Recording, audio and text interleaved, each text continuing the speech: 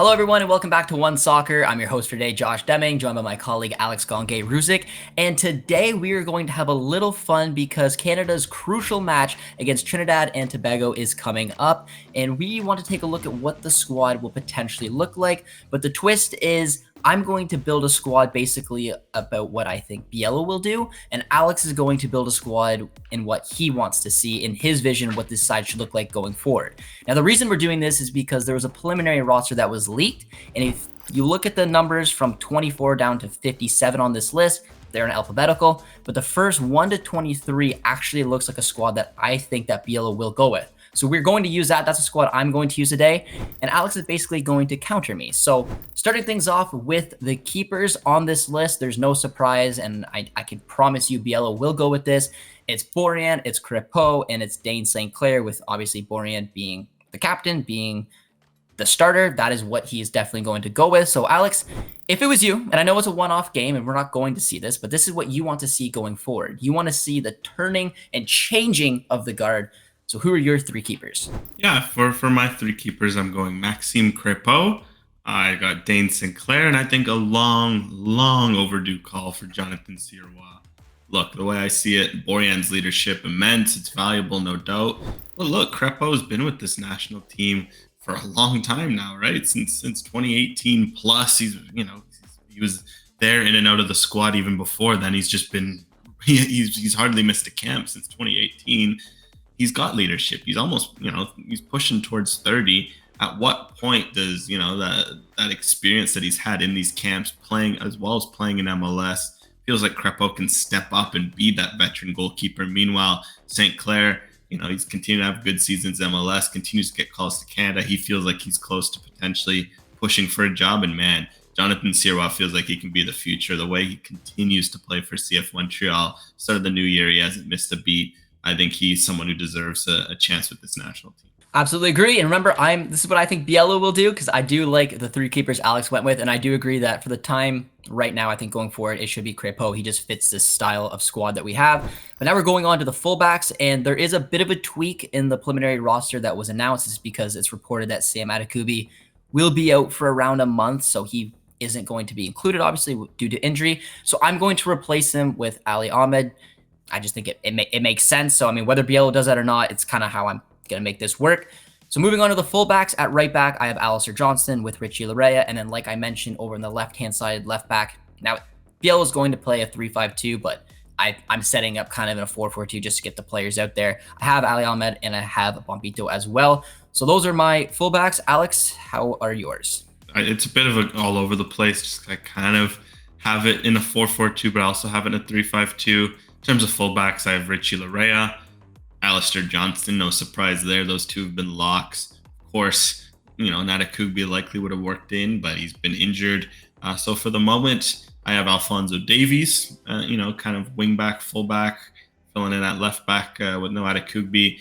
And I have Moise Bombito as well, although since I've kind of, again, with the possibility of a back five, we can kind of count Bombito kind of between center back and full back. And yeah, look, that's kind of the theme of this roster. I went for a bit of versatility as well, because you're going to need some guys to step up into different roles and then fill in across the pitch. Yeah, I like that Bombito is in this squad because, like I said, I think he's a talent. I don't know exactly where he's going to fit in this Canada side going forward, but for the sake of this video, I put him at left back as well. But now we're going to move on to the center backs, and there's some debate there. I know Alex had a bit of a tough time trying to put this together.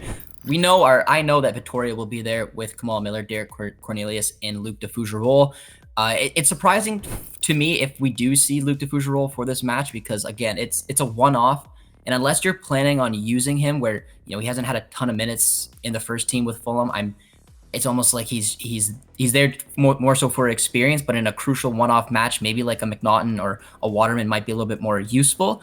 But I do like the ambition of bringing him in, especially to a match of so much on the line. So those are the four roster spots for the center back that are in this preliminary roster. I like three of the four. It's obviously Steven Victoria, his legs, his season. It's not going according to plan. So Alex, I'm assuming yours looks a little different. Yeah, I've tweaked things up a bit. I've gone Derek Cornelius, Kamal Miller, two locks in that center back position. Those are the no doubters. And then after that, I guess my other center backs, of course, I mentioned Bombito is in that group. I'd like to see him play at center back. It's just if there's a back four, he feels like a candidate to play left back. Although, look, Johnson or Larea could also slot over. And then the other two center backs I have are Joel Waterman, Lucas McNaughton.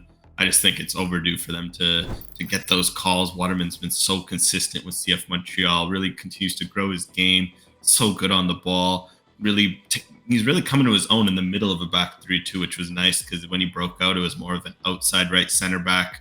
It's nice to see that he's kind of learning that versatility. And Lucas McNaughton, man, he's just been so perfect in that Nashville team, so good in the air, but good on the ball. He's really helped them and won a spot where when he was first traded there, it didn't seem like he'd win a spot right away. It feels like when that first choice 11 is out there, it's him and Walker Zimmerman, which is the heck of a duo. Look, this was probably the toughest position. The way I kind of framed it was I also did take a long-term view on things, whereas I think for this camp now, Waterman and McNaughton are overdue opportunities. It feels like they could compete for a spot. But then maybe if you're looking eyes on the future, I would include a Defouche, no doubt. I think he's someone who's really there, again, long-term. Heck, you can make an argument for a Jamie Knight-Labelle who's got a couple of games in the championship with Bristol City, or there's the new dual national Lucas Poss, who is included on the long list. A 25-year-old center back playing in the Swiss top flight, albeit for the last place team. I would love to maybe get one of those three in a more experimental regard, but I just think in this camp, McNaughton and Waterman are overdue opportunities and deserve a chance to at least push that group that's there, and maybe one of them wins a spot long term. I absolutely agree because Alex, you and I at the beginning of the last MLS season, McNaughton really, took off when he joined Nashville, and you and I wanted to see him in a back four in a Canada setup just as a natural Vittoria replacement. I still think that's the case. He's playing in a very defensive structure. I think he's going to grow his game, continue to grow his game at Nashville. And I think sooner rather than later, if you give him an opportunity in this national team, I think he could probably, have that ability to take on a leadership role and take over from Vittoria, because it's been very difficult to do. We've seen a little bit of Derek Cornelius playing in that central of a back three with Miller on the left and Johnston on the right. It didn't flow kind of the same way that we were hoping it for. I know you and I are big fans of Cornelius, so I just feel like having an opportunity for someone like McNaughton, maybe even Waterman, going into the middle of a back three could be a good opportunity to go forward. So absolutely love your picks there.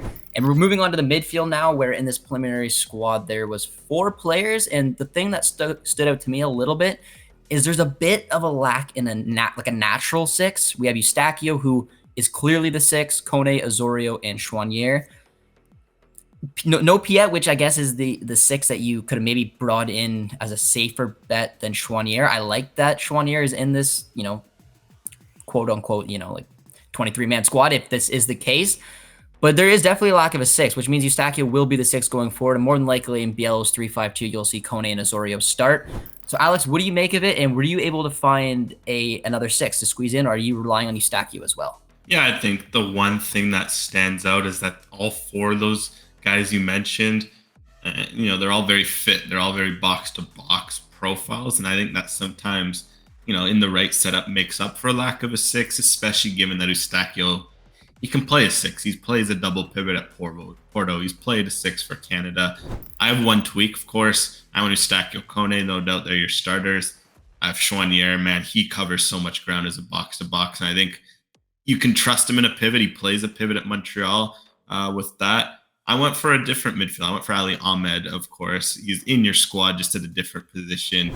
I have him in that midfield role because I feel like he's so effective as a box-to-box number 8, advanced 8. And yeah, it's something where I think Eustachio, Kone are your starters, but I think the fact that you have 2 options there in Chouanier and Ahmed who can go box-to-box, it allows you to play a pivot, or you could just put Eustachio underneath Kone at right or left CM, and then pick between Chouanier and Ahmed for a third midfielder or 2 in a 3-5-2. You have that flexibility.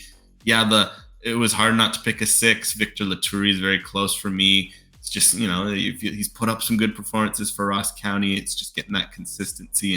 And, sometimes the way he's playing in Scotland, you wonder if he's just fully suited to his more passing game with how things are. But I think Latourie is very close. And heck, if you always need a 6, Samuel Piet is as reliable as can be for Canada. But I went for more of a flexible box-to-box kind of midfielder with Eustachio playing the mentorship 6 role. Yeah, it makes sense. Ahmed is a fantastic player, very versatile, which is always a big benefit. But I agree with you, Alex, and I made it very clear. I view him as an 8 long term, so get him in there. I think him and Schwanier could have a big role with this national team going forward, if of course they're ever given the opportunity. We now move on to our wide players, wingers, left, right, midfielder, however you want to I guess describe them. For me, again, in this kind of 4-4-2, on the left-hand side, I have Davies and Liam Miller. On the right, I have Buchanan, and Schaffelberg was included in this preliminary roster, which I find fascinating. The issue I've had with Schaffelberg at club level is just he can't really find consistent performances to basically become a starter. He comes off the bench. He does start a few games. He's exciting. He's fast. He can score. We saw what he did at the Gold Cup. He's not a bad look at all. For me personally, I don't know if I would be including him in my actual 23-man squad, because I think there's other wingers out there that just bring a little bit different of a profile. But I mean, Schaffelberg coming off the bench with, 15, 20 minutes to go, he's not a bad option at all. Yeah, look, I'll always have some time for some Schaffelberg, and he's definitely in the mix. For my wingers, he just doesn't make it in at this moment. So of course I had Davies there, like I mentioned earlier. If it's a 5-back, Davies is probably at wing back. If it's a 4-back, who knows? Is he playing left back? Is he playing as a winger? But the 4 other names that aren't Davies, I had Tejan Buchanan, no brainer, Inter Milan, finding his feet, key player. I had Liam Miller having an excellent season at Preston North End, playing left wing back, right wing back, left winger, right winger. He's doing it all for Preston and performing no matter what he's been asked to do. And then I had 2 interesting ones. I had Theo Corbianu, just I feel like he had a really good first half of the season in Switzerland with Grasshopper. And, he's gone to La Liga. He's played in La Liga. He hasn't been playing, as much as maybe you'd want, but he's training. He's in an environment. They made some good signings on the wing. Granada did, along with Corbianu. They bring in a Facundo Pellistri. They bring in Gazwak, I think it is, from Charlotte. A couple guys to compete with him. I think that environment he's in, would love to see him get a call based on that and based on the fact he had such a great first half of the season. And the other one, just because I feel like he flew under the radar somehow, which is, crazy. I think a Canadian had 10 assists in a European league last year, and he's flying under the radar. That, of course, is Jaden Nelson, who had such a good season for over Rosenborg. Would love to see him get a chance to show his stuff for Canada. And it's nice. He can play left wing, right wing, cam. He kind of brings you a bit of versatility across the pitch. Absolutely. I mean, we saw what he did, of course, at the Gold Cup coming off the bench. He's just an electric player. If he continues to get his feet in Europe, I think he could be one to go forward for Canada to use. It's a tough pick. We do have depth at wide, which is nice. We also have depth up front, and I think this is where there's going to be some debate. If you follow me at all on X, I'm very vocal about the 4 strikers that need to be in this squad. I already know Alex is going to pick those 4, and I'll let him explain it, but they are some of the most informed strikers in Concacaf right now. But unfortunately, 2 of the 4 are not on this preliminary roster. Of course, it's David and Laird. There's no surprise there. The other 2 names on this team is Brim and Hoylett. Now, Hoylett can play a little bit everywhere. Right wing back, right mid, left mid, kind of second striker-ish. He can play as a 10. He can go all over the place. I just, in this 4-4-2, put him up there because we've seen him play as a center forward before. Brim as well had a pretty good start to this season in the Netherlands. He's kind of, I think he didn't start the last match, but for the most part, he's been a starter for his side. He's not a bad option whatsoever. He's just not scoring the goals and doing what, you want your number 9s to do. And when you have 4 strikers that Alex is about to get into that are putting up the numbers, these are the guys you need in your roster. They're doing it. They're doing it in Europe, which is impressive. So Alex, without further ado, take it away, because for me, if you're going to get some passion out of me, it's that fact that I want all 4 of these strikers to be in the squad because they absolutely deserve it. Yeah, 100%. That's the big debate, right? Form or, past performances when you're picking a national team. And while certainly past performances matter, especially I find defensively when you're picking center backs, sometimes when you're picking midfielders, sometimes for forwards, just being in form makes a world of difference. We've seen with players like Jonathan David, Kyle Laird, the difference it is when they come into camp and they're scoring for fun with their clubs. They just have this confidence, this air around them, whereas they come in and they're struggling, they're feeling a bit. You kind of also see it as well. You see that difference. So I'm always all for forwards who are putting the ball in the net. Yeah, like you mentioned, there's 4 of them that are doing it. David having a quietly pretty darn good season for Lille, right? For all this talk of, all he does is score penalties. He had a slow start to the year. He's quietly crept up into the top of the Golden Boot race, or at least as we know in Ligue 1, the anyone not named Mbappe race, because Mbappe is running away with it. 10 non-penalty goals on the year. That was a huge, criticism heading into this year. He's been scoring a lot more in open play, getting some assists as well. David's in, pretty darn good form, I'd say, all things considered. Larin, he's maybe in La Liga play hasn't been scoring as much as he was last year for Valladolid, but he's been a mercenary in cup play as Mallorca has made the final. Larin's always going to be in form. And then the fun ones, of course. To start, I'll go with Ike Ugbo. He's in the championship, up to 9 goals in the championship. That is, considering he was on a mid-table Cardiff side and now on a bottom feeder Sheffield Wednesday side. For him to be up to 9, he's slowly creeping towards the top 10 in the entire league in goals on the year. Very impressive. I feel like he's just that pure number 9 profile that neither David or Larin are. Like he's just both such a poacher, such a, low touches, but that Van Nistelrooy profile. You just give him 1, you give him 2, he puts it away.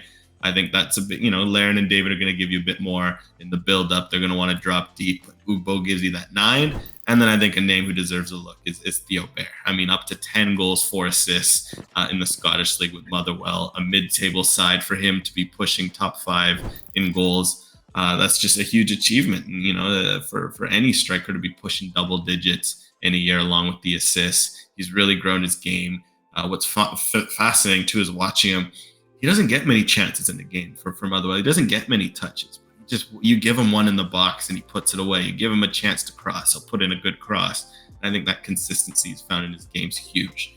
Look, one thing I'll say for this striker group, I think long term, you'll likely see 3 only called in at a time for a camp, allowing you to bring in maybe a number 6 or bring in an extra winger, bring in an extra fullback. But I think for now, with these 4, let them compete, and especially that race between Bair and Ugbo can be fascinating to watch long term. Definitely, and the fact that Biello plays, or is going to probably play, like I said, in that 3-5-2, and if not, the other system he will go with is a 4-4-2. So there's going to be 2 strikers on the pitch, so it makes it a little bit more realistic that he will bring 4 strikers. And like you said, I mean, I got the goals in all competitions this season.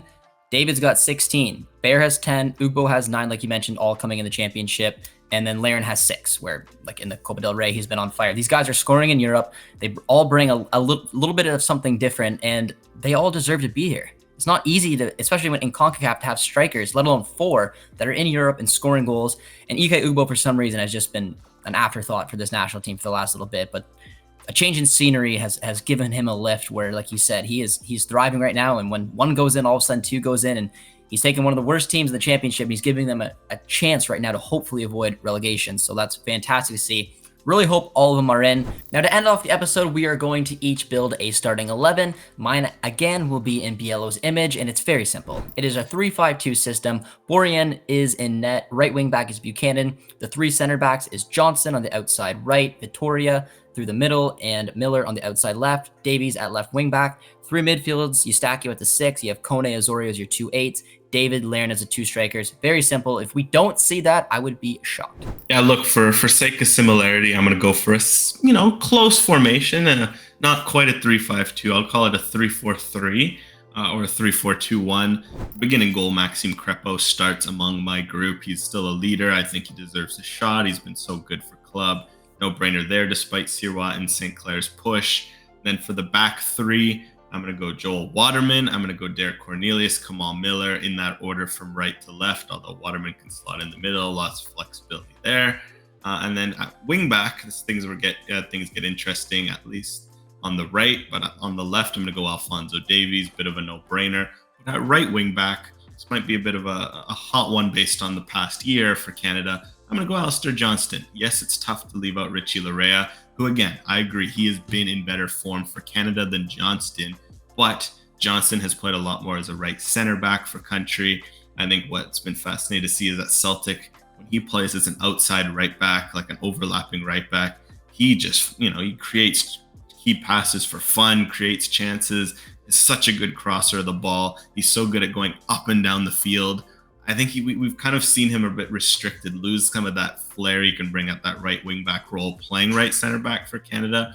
So I'd love to see Johnston play outside right backs. Man, I think the crosses he could deliver in for a David and a Laren up front could be beneficial. So it's tough for Lurie. Again, I think he deserves to get a look in, but it's never a bad thing to have someone like that on your bench. Then my two midfielders, of course, Eustachio Kone, not much to debate about there. And then for the three up front, it's a bit unique, but I'll go for Tajon Buchanan out wide on one of them, likely on the left, as he's been playing for Inter. And then I'll go for Kyle Laren leading the line, and I'll have Jonathan David just beside him on the right. So a bit of a fluid front three, but I think it would be something different. You can get Buchanan higher up the pitch. You can get Johnson in a more familiar role. I think a lot of these positions would suit some of these guys. Someone like Johnson's been a bit uncomfortable playing at the back. That brings us to the end of this episode. Let me know if you guys agree with, my preliminary Biello picks or Alex's new squad going forward. And of course, if you guys enjoyed this episode, as always, be sure to drop a like, drop a sub, and we'll see you guys soon. Cheers, friends.